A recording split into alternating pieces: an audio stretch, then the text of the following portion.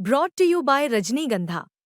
यूं ही नहीं ताज ताज बन जाता है, शिल्पकारों का हुनर और चुनिंदा संगमरमर ताज को नायाब बनाते हैं। कुछ ऐसे ही चुनिंदा जगहों से बस खास ही चुनकर लाता हूँ। कतरे कतरे को मैं हीरे सा परखता हूँ। यूं ही नहीं मैं रजनीगंधा बन जाता हूँ। बीते हफ्ते शेयर बाजार ने निवेशकों को इस बात का एहसास जरूर करा दिया कि शेयर मार्केट की दुनिया कितनी अनिश्चित और रोमांचक हो सकती है। एक हफ्ते जहां बाजार बड़ी गिरावट की चपेट में आ गया, तो वहीं अगले हफ्ते बड़े फैसलों से नई उम्मीद भी जगी हुई है। देखिए, 29 सितंबर से शुरू होने वाला यह हफ्ता छुट्टियों के कारण छोटा तो है, लेकिन कई तरीके की कार्रवाइयों से भरा हुआ है।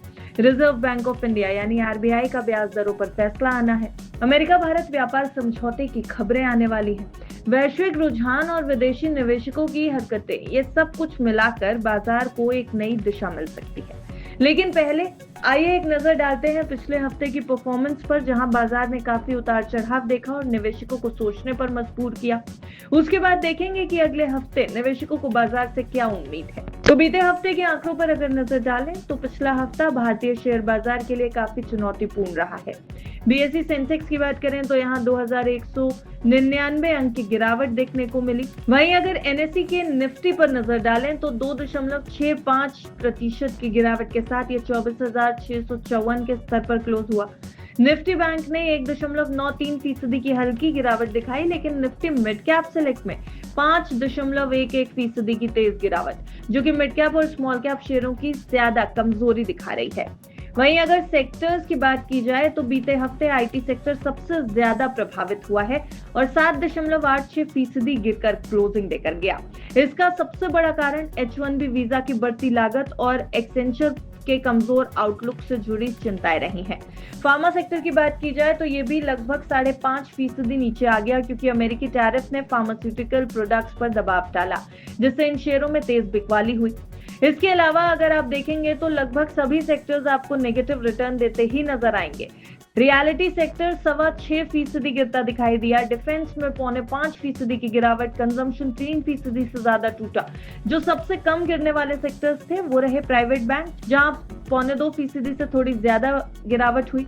ऑयल एंड गैस में भी 2.25% से ज्यादा की गिरावट देखने को मिली और सीपीएसई सेक्टर में लगभग 1.5% के आसपास की गिरावट।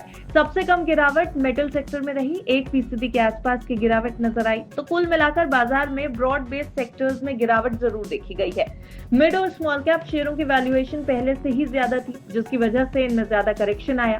रुपए की कमजोरी भी एक बड़ा फैक्टर रही, जो कि एफआईआईज के लगातार आउटफ्लो और अमेरिकी व्यापार कार्रवाइयों से जुड़े जियोपॉलिटिकल रिस्क के कारण बढ़ी। दूसरी तरफ सोना एक सेफ हेवन के रूप में चमका है, क्योंकि ग्लोबल ट्रेड टेंशंस, रुपए की गिरावट और सेंट्रल बैंक्स की खरीदारी के साथ साथ फेडरल रिजर्व की पॉलिसी की अनसर्टेनिटी ने इसे सपोर्ट किया है। अब एक्सपर्ट्स के मुताबिक बाजार का मूड कमजोर रहा और ये गिरावट निवेशकों को सतर्क रहने की याद दिला रही है, यानी एक बार फिर से निवेशकों के लिए कॉशियस रहने की सलाह है। ये सब कुछ बीते हफ्ते हो चुका है। अगले हफ्ते के आउटलुक पर अब नजर डालते हैं और जानते हैं कि ये कौन से इंपॉर्टेंट ट्रिगर्स होंगे जो बाजार का मूड माहौल बदल सकते हैं। अगले हफ्ते का आउटलुक अगर देखें तो डेटा और फैसलों का खेल जरूर रहने वाला है। अगले हफ्ते 29 सितंबर से शुरू होने वाले हफ्ते में काफी कुछ डेटा आंकड़े जारी होने वाले हैं, जो घरेलू और ग्लोबल संकेत बाजार की दिशा और दशा तय करेंगे। सबसे बड़ा फोकस रहेगा आरबीआई की 1 अक्टूबर को होने वाली ब्याज दरों की समीक्षा पर। बाजार में इसको लेकर राय बटी हुई है, क्या दरों में कटौती होगी या नहीं, इसके ऊपर अलग अलग एक्सपर्ट्स अलग अलग ओपिनियंस दे रहे हैं। अगर कटौती होती है तो बाजार में उछाल आ सकता है, खासकर बैंकिंग, ऑटो और रियलिटी सेक्टर्स में। लेकिन अगर दरें स्थिर रही तो निराशा से गिरावट भी आ सकती है। इसके अलावा आईआईपी का data, HSBC PMI manufacturing data और फेस्टिव सीजन के सेल्स अपडेट भी निवेशकों की रडार पर रहेंगे। सितंबर डेरिवेटिव कॉन्ट्रैक्ट की एक्सपायरी से बाजार में वॉलेटिलिटी बढ़ सकती है, जो ट्रेडर्स के लिए चुनौती और मौका दोनों ही बनकर आएगी। ग्लोबल लेवल पर अगर बात की जाए तो अमेरिका और भारत व्यापार समझौते की अपडेट्स पर नजर रहेगी। कॉमर्स मिनिस्ट्री के मुताबिक दोनों देश जल्द से जल्द एक लाभकारी समझौते पर बातचीत जारी रखेंगे। अगर कोई पॉजिटिव खबर आती है तो राहत के कारण बाजार में रैली हो सकती है, खासकर आईटी और फार्मा सेक्टर्स में, जो कि टैरिफ से हाल ही में काफी ज्यादा प्रभावित भी हुए हैं। अमेरिकी मैक्रो डेटा, डॉलर इंडेक्स की चाल, कच्चे तेल की कीमतें और अमेरिका का कंज्यूमर विश्वास डेटा बाजार को प्रभावित कर सकता है।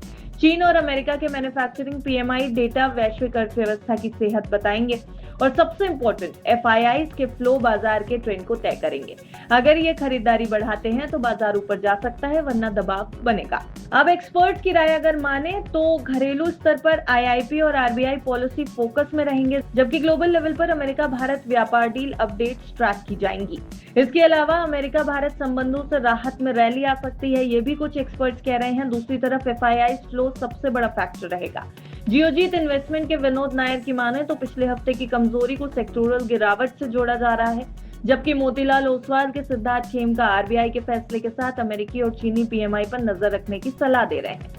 कुल मिलाकर यह हफ्ता अनसर्टेनिटी से भरा है, लेकिन अवसर भी छिपे हैं। निवेशकों को सतर्क रहने की सलाह है, डेटा पर नजर रखने की सलाह है और लॉन्ग टर्म की रणनीति अपनाने की सलाह एक्सपर्ट्स और एनालिस्ट दे रहे हैं। अगर आरबीआई कटौती करता है और ट्रेड की खबरें पॉजिटिव आती हैं तो बाजार में उछाल देखने को मिलेगा, लेकिन वोलेटिलिटी के लिए तैयार जरूर रहे। बाजार कभी भी आपको कोई भी नया सरप्राइज दे सकता है।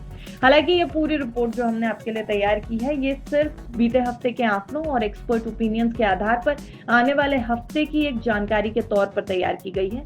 बाजार में कहीं भी निवेश से पहले अपने फाइनेंशियल एडवाइजर की राय जरूर ले लें। ब्यूरो रिपोर्ट, बिल्स तक।